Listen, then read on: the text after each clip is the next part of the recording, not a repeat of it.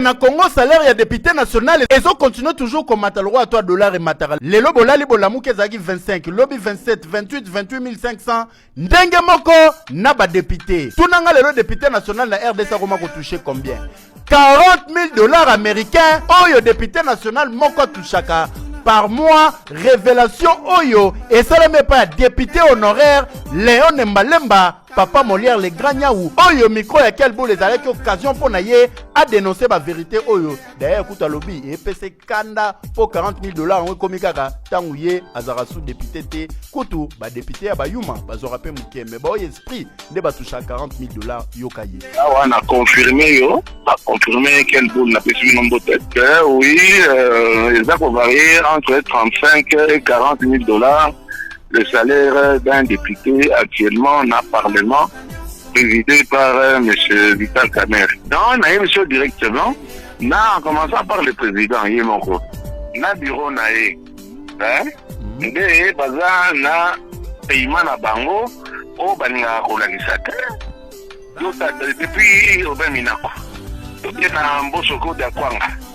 Et na Vital Kamerhe, mutumoko alakisa biso ba montant bazwaka te ezo eza ya solo te soki papa moya alobaka biloko baningi wana wana alobaka makama 21 000 bato bandimaka te na lebi eza 40 000 $ baza kozwa bayebisa biso réellement combien touche un député, combien touche le président Kamerhe, combien touche Bamambo ya Beba, la loi dit que c'est obligatoire, il faut combien Moutaza reçoit. Ils ont dit que les députés vont 40 000 wana, bakoya koye sabilo ki tozo 40 000. Papa député, oyebi ke bozalaka redevable et pas un peuple congolais ba votaka bino po bokende ko représenter bango na kati ya Assemblée nationale. Lobi bozalaki na 21 000, 33 000, lelo comme à 40 000 tandis que enseignants, médecins, fonctionnaires à l'état mususu bazo toucher moins peu barriéré et belé na ndenge rosakanate okoyoka au 120 mois un paiement azo futa maté mais bino kotoyo 40 000 les autres à chaque mois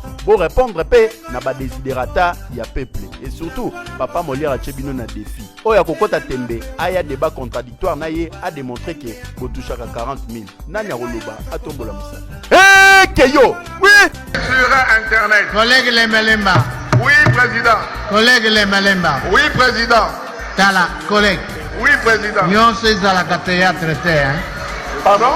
Nyonso ezalaka théâtre te. Vous les connaissez.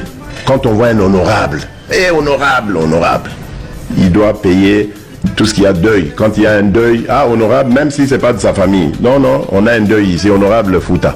On a un problème d'électricité, honorable Fouta. Ils doivent avoir quand même des moyens. Quand vous les réduisez à 3 000, d'accord? Je veux bien. Mais ils deviennent quoi alors? Ils rentrent comment chez eux? Dites-leur à tous ces peuples qui se battent, il est temps qu'ils disent la vérité à leurs dirigeants. Au Burkina Faso, lorsqu'il s'est agi pour nous de contribuer donc pour que le FDS soit équipé, les députés n'ont plus de salaire aujourd'hui. Ils n'ont que des indemnités de session. Les salaires des ministres ont été diminués au maximum et le peuple contribue. Vous ne pouvez pas lutter et vouloir que les dirigeants soient dans un luxe insultant. Les peuples doivent se réveiller et exiger cela de leurs dirigeants. De notre... Chilombo talandenge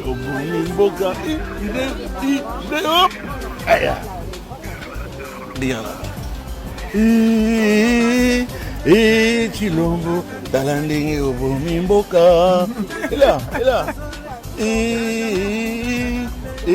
Chilombo talandenge obomi mboka. Il y a des imputations mensongères de transfert de fonds aux provinces et aux ETD que les provinces n'ont jamais vu et que les ETD n'ont jamais reçu. Question que l'on puisse établir les responsabilités de chaque responsable de ces actes de mégestion. On se demande où se trouve la priorité finalement de l'État congolais. Est-ce que le gouvernement n'a pas contredit tout ce que l'autorité suprême, le président de la République, avait décliné comme priorité et se concentrer finalement au confort des individus, puisqu'on dit remboursement des dettes. qui ne sont pas certifiés. On se pose la question, c'est d'être pour avoir livré quoi? Par exemple, le programme du gouvernement qui traduit la vision du président de la République. Pendant qu'on essaye de digérer cette affaire de Congo Airways qui est en train de perdre sa certification, le président du Sénat, M. Sama Lukonde, nous ramène un nouveau projet, son tout premier projet. Pendant que le social des Congolais est médiocre, vous vous ramenez toujours des projets qui plaisent aux yeux, mais les ventres restent affamés. Bon, écoutons d'abord son projet. Il n'est pas normal que jusqu'à ce jour, le Parlement de la République démocratique du Congo ne puisse pas avoir son propre siège. Le palais du peuple que nous utilisons jusque-là est à titre provisoire. Et cela totalise déjà 30 ans. C'est pourquoi, de concert avec la Chambre sœur, nous devons projeter pendant notre législature l'idée de doter notre Parlement d'un siège propre à lui. J'exhorte les sénateurs donc que nous sommes, en tant qu'autorité budgétaire, de veiller à cela pour que nous léguions à notre postérité un bâtiment digne du pouvoir législatif. Donc voilà. Bon, mais marakaka projet où s'appelle Saramisu. Donc misuka que zomona meli bunzala. Et puis bon, des projets en gros c'est juste pour vous. Le président de l'Assemblée, c'était un hôpital moderne pour les députés. Maintenant, vous, un nouveau bâtiment pour les sénateurs. Arcan pour le peuple. Monsieur Sama Lukonde, laissez-moi vous rappeler que vous étiez chef du gouvernement. Et pendant que vous étiez chef du gouvernement, pendant ces 5 ans, vos ministres ont décaissé plus de 2 milliards de dollars en urgence pour des projets qui n'ont pas servi la population. 500 millions par-ci, 100 millions par-là, 200 millions à gauche, 300 millions à wa, 300 millions koto. Et puis, mbongango et limo loko la poudre d'escampette. Et aujourd'hui, vos ministres sont accusés de détournement. Donc, ils sont de présumés détourneurs. Pourquoi présumés? Parce qu'on leur accorde ces bénéfices des doutes, le temps que notre justice malade ne fasse son travail. C'est que pendant ces temps-là, pendant les 5 ans-là, papa, yo muna ki atate, oyoka ki atate, pendant bambongwa nezo sala kwenda vutu kaba 500 millions, 200 millions ezo kende zo zonga.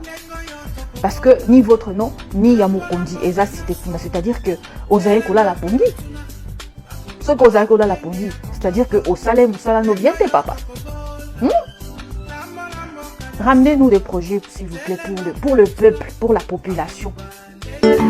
Fatime Toto Marché Antoine Félix et Chulombo Toto Marché Deuxième mandat Toto Marché. Encore une autre référence. Nazana programme ya gouvernement yango. Page 37. Okomona bazola kabiso ke banzela bakotonga ekozala je crois 3400 km. Oyo bazoloba. Oui.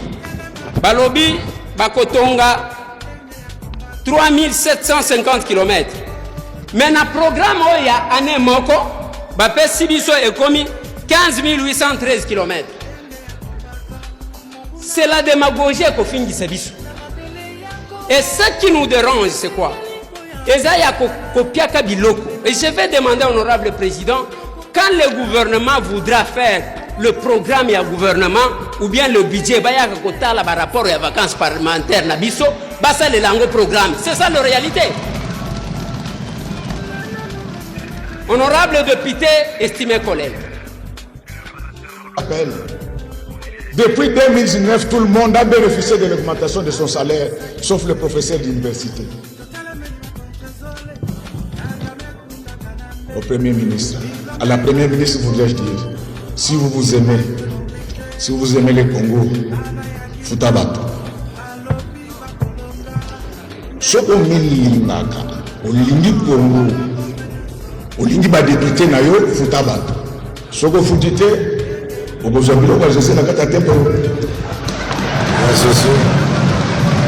Dempoy, vous pouvez répéter ce que vous avez dit en lingala puisque Le premier vice-président était en train de me parler des conditions de professeur. Parce qu'il est concerné tout comme moi-même. Si vous avez dit quelqu'un, mais la première ministre doit faire quoi? Lingala, vous disiez quelque chose comme ça. Vous disiez à Lingala que vous aimez la première ministre ou quoi? Alors, dites à le président, je suis pasteur au cœur, comment on finirait?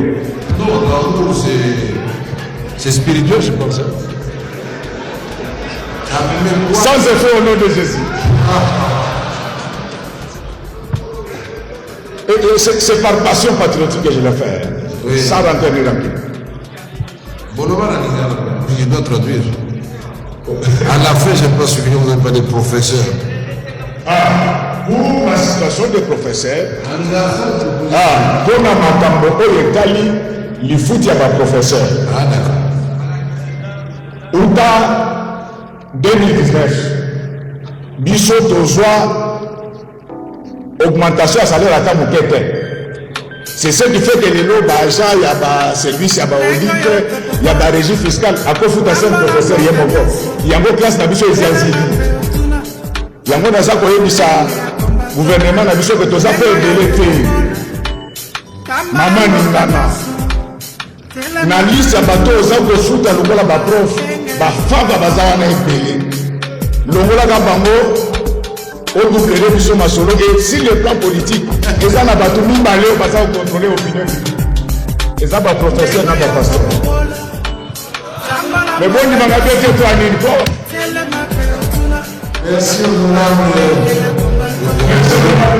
merci. Je préfère m'arrêter là. Que Dieu bénisse la RDC, bénisse l'Assemblée nationale, qu'il bénisse le gouvernement s'ils vont nous payer. Il n'y a pas de signe dans la bénédiction. Je vous informe que, avant d'entrer dans la salle, on s'est réconcilié sans le dire avec l'honorable Godin Boy. Et c'est moi qui ai fait le pas vers lui. D'après ce que j'ai appris dans la Bible, c'est moi qui devais faire le pas.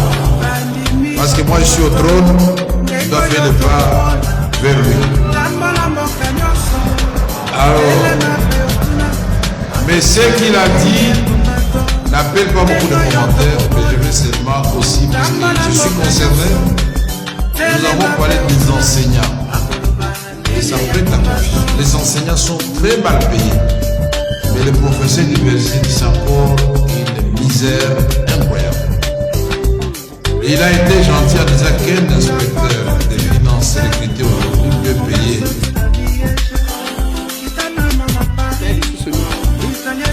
Il faut total la banzela biso tozotongaka na mboka na biso eza na etani. Banzela est belé depuis que le chef de l'État Félix Antoine Tshisekedi Tshilombo. Combien banzela basi basali? Combien ils ont un bon état? Il faut que vous qui avez l'autorité d'accorder le marché, vous assurez que service après-vente. Na libanda na besoin de la kako somba kaba mapango. O okuta que ceux qui va passer muto atonga nzela, o comment la garantie ça il y a 50 ans. Notre héros national. Pendant ce temps-là, bao batongaki bazana musala ya kobongisa ngo bango moko. Le maréchal Nenkongo. Et nous on n'a même pas de routes qui font 5 ans. Bakei mbongo nyoso tena ba 10% ba 20%, allez bazi tout moi biloko mikeba. Batewana lobi mabulu na mabulu. Nous estimons que nous espérons aussi que rocade oyo basali na likasi et kozala ya malamu ya ko supporter ba poids lourd et ketika la pendant longtemps. Na Kinshasa wanzela moko tozaki nango ya makase zaki poids lourd oyo balobaka ba japonais basali. Mais kende siko tala modèle à mabulu. Je ne sais pas ce qui ezalaka na ba service moko ya contrôle T. Ya ba bazo saleza quand même na ba ingénieur ya l'état qui sont sérieux. Baba tu bakenda ko landa kaka ba pese carburant ba tiene carburant. Qui sont sérieux qui balandela ka pona petala la qualité de la route. Nzela wana za bisonyoso. Et Kinshasa je le dis que ça na mitu kebele te bezo ko sabatu. Parce que Kinshasa il est difficile ya kokuta na ndako moko papa zana mutuka maman zana mutuka mwana nyoso zana mutu c'est difficile alors que na poto kokuta ndako moko mutu na mutu zana mutuka na yi mais biso c'est parce que ba état ya banzela na biso za malamu te biso moko bikumbela mwanza tozotala nous attendons que les anges viennent poser l'acte. Je ne cesse d'insister sur makambo ya cimetière ya Kasavu bande korangai normalement selon la loi place à cimetière wana bakokaki kotongelo komoko d'utilité publique, c'est ce que dit la loi. Batongi te bateki baye kolalisa biso ke bakotonga palais de justice nakendaki kofilmele bino bomona palais de justice yango un moment comme ça personne qui parle mutu azoloba te. Et biso moi je ne peux pas me taire devant ma bêtise ya modèle parce que notre combat est un combat de valeur.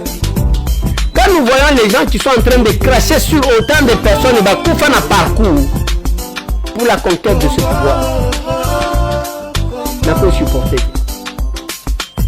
Il y a plusieurs personnes, Bakangama, Bamisusu Batikala handicapés pour la conquête de ce pouvoir. Mais voyez, vous crachez comme ça, besoin ça la bêtise. Les lobbies sont nions, c'est au limite au cacao. Vous voyez à quoi s'étendre les athées. Vous voyez à quoi. Ça ne va pas commencer avec il y a Manolo, il y a Massis. Ça va péter. Péter. Ça t'a bien. Ça me fouille.